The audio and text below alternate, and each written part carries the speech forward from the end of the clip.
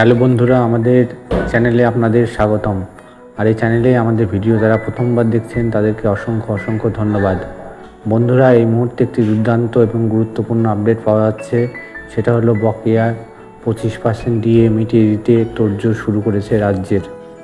তবে মূল ভিডিওতে যাওয়ার আগে আপনাদের যেটা করতে হবে, আমাদের ভিডিওটি ভালো লাগলে আমাদের চ্যানেলটিকে অবশ্যই সাবস্ক্রাইব করবে, ভিডিওটি লাইক করতে একদম ভুলবে না, আর কমেন্ট করে জানাবে তোমাদের কেমন লাগলো, আর সব বন্ধুদের সাথে আমাদের ভিডিওটি অনেক বেশি করে শেয়ার করবে। তবে চলুন বেশি কথা না বাড়িয়ে আমাদের ভিডিওটা শুরু করা যাক। আদালতের নির্দেশ সত্ত্বেও ডিএ দেয়নি রাজ্য সরকার। আদালত অবমাননার মামলা দায়ের করার প্রস্তুতি শুরু কর্মচারী সংগঠনের। সরকারি কর্মচারী সংগঠন চাইছে সুপ্রিম কোর্ট খোলার পর 14ই জুলাই এই মামলার শুনানি হোক, কিন্তু সব কিছুই নির্ভর করছে আদালত এবং বিচারপতিদের সূচির উপর। আগামী আগস্ট মাসের 4 তারিখে ডিএ সংক্রান্ত মূল মামলা শুনানি রয়েছে। শীর্ষ আদালতের নির্দেশ মেনে 25% ডিএ দেয়নি রাজ্য সরকার। এই অভিযোগে রাজ্য সরকারের বিরুদ্ধে সুপ্রিম কোর্টে আদালত অবমাননার মামলা করার প্রস্তুতি শুরু করে দিল সরকারি কর্মচারী সংগঠন federation of state government employees. গত 16ই মে অন্তর্বর্তী নির্দেশে সুপ্রিম কোর্ট বলে 6 সপ্তাহের মধ্যে বকেয়া ডিএর অন্তত 25% মিটিয়ে দিতে হবে রাজ্য সরকারকে। সময়সীমা পেরোনোর পর রাজ্য সরকার শীর্ষ আদালতে জানায় তাদের এখন আর্থিক সংকট রয়েছে, তাই বকেয়া ডিএর 25% মেটানোর জন্য আরও সময় প্রয়োজন। সুপ্রিম কোর্টের অন্তর্বর্তী নির্দেশ পুনর্বিবেচনারও আর্জি জানায় নবান্ন। রাজ্য সরকারের তরফে সুপ্রিম কোর্টকে জানানো হয়েছে তারা বকেয়া ডিএর 25% সরাসরি আদালতের তহবিলে জমা দিতে প্রস্তুত। 16ই মে আদালতের নির্দেশের পর ডিএ প্রসঙ্গে কোনো উচ্চবাচ্য করেনি রাজ্য সরকার, তাই সরকারি কর্মচারী মহলে সন্দেহ নানা বাড়ছিল। সেই আশঙ্কা সত্যি করে শুক্রবার জানা যায় শীর্ষ আদালতে ডিএ সংক্রান্ত রায় পুনর্বিবেচনার জন্য আবেদন করেছে রাজ্য সরকার। প্রসঙ্গত 16ই মে সুপ্রিম কোর্ট ডিএ সংক্রান্ত মামলার নির্দেশ দিয়েছিল 2009 থেকে 2019 সালের মধ্যে রূপার অধীনে থাকা রাজ্য সরকারি কর্মচারী এবং অবসরপ্রাপ্ত সরকারি কর্মীদের যে পরিমাণ বকেয়া রয়েছে তার 25% রাজ্য সরকারকে মিটিয়ে দিতে হবে আগামী 6 সপ্তাহের মধ্যে। সেই সময়সীমা শেষ হয়েছে 27শে জুন শুক্রবার। সময়সীমা শেষ হওয়ার পরেই শুক্রবার গভীর রাতে মুখ্য সচিব মনোজ পন্তকে একটি ইমেল পাঠায় federation of state government employees.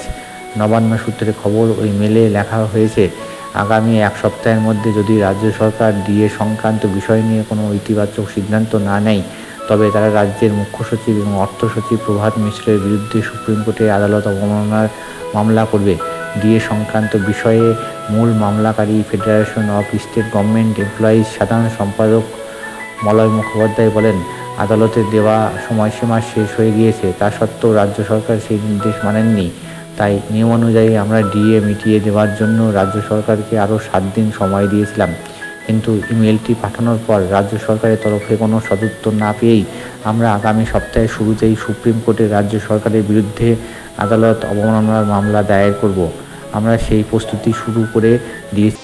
বাস্তবিক অর্থে বা আইনি অর্থে রাজ্য সরকার মামলাটা করেছিল রিভিউ, অর্থাৎ কলকাতা হাইকোর্টের যে জাজমেন্ট হয়েছিল, বিচারপতি শেষ যে জাজমেন্ট দিয়েছিল 2022 সালের মে মাসে বিচারপতি হরিশ ট্যান্ডন এবং বিচারপতি রবীন্দ্রনাথ সামন্ত, সেই জাজমেন্টের রিভিউ চেয়েছিল এসএলপির মাধ্যমে। রিভিউর অর্থ যে বিচারপতিরা মামলাটা সুপ্রিম কোর্টে বিচার করবেন তাদের চেম্বারে সেই মামলার ফাইল চলে যায় এবং সেক্ষেত্রে বিভিন্ন তথ্য তারা খতিয়ে দেখতে শুরু করেন। সেটাই আজ এজলাসে এসে বললেন বিচারপতি সঞ্জয় কারোল, যিনি প্রিজাইডিং জজ এই যৌথ বেঞ্চের সুপ্রিম কোর্টের। তিনি বললেন যে রাজ্য সরকারের এই এসএলপির নোট তিনি খুঁটিয়ে পড়েছেন এবং তারা খতিয়ে দেখেছেন এক্ষেত্রে হাইকোর্টের রায়ের ওপর হস্তক্ষেপ করার মতো জায়গা খুব কম এবং তারা চাইলে এটা ডিসমিসও করে দিতে পারেন, কিন্তু ডিসমিস তারা করছেন না। তা কারণ এই মামলাটা যদি ডিসমিস করে দেওয়া হয়, অর্থাৎ ডিএ নিয়ে কলকাতা হাইকোর্টের রায়কে যদি সুপ্রিম কোর্ট সিলমোহর দেয়, তার একটা ন্যাশনাল ইম্প্যাক্ট হতে পারে, অর্থাৎ জাতীয় স্তরে তার একটা বড় প্রভাব আসতে পারে। কারণ এটা খুব আমরা 2 লাইন বলে নিই অতনু, কারণ শুধুমাত্র পশ্চিমবঙ্গের ক্ষেত্রেই এই দেওয়া হচ্ছে না ডিএ, এরকম অভিযোগটা কিন্তু ঠিক নয়।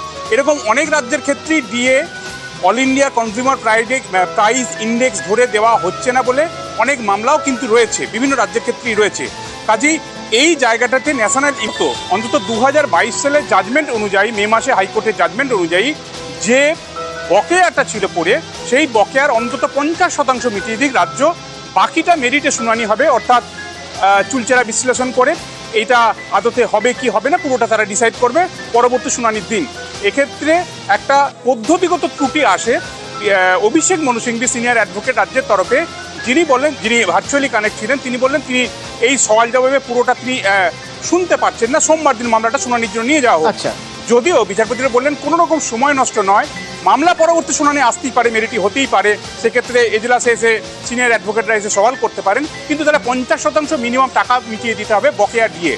এক্ষেত্রে সরাসরি অভিষেক মনু সিংভি বললেন যদি 50% বকেয়া দিয়ে দিতে হয় তাহলে কিন্তু একটা বড় অ্যামাউন্ট, প্রায় 20,000 কোটি টাকার বেশি রাজ্যকে দিতে হবে, যা রাজ্যের আর্থিক যে কাঠামো, সেই কাঠামোর প্রশ্নে সাজুজ্যহীন এই মুহূর্তে। এরপরই যদি এটা শতাংশে নিয়ে কিছুটা বার্গেনিং তিনি করেন এবং শেষমেশ সেটা 25% এসে দাঁড়ায়। এই 25% বকেয়া ডিএর অর্থ হচ্ছে প্রায় রাজ্যের দেওয়া হিসেব অনুযায়ী 10,825 কোটি টাকারও কিছু বেশি এই বকেয়া ডিএ রাজ্য সরকারি কর্মচারীদের দিতে হবে। আজকের পর্বটা এখানেই শেষ করছি। আপনাদের মতামত অবশ্যই কমেন্টের মাধ্যমে জানাবেন। Thank you for watching our video.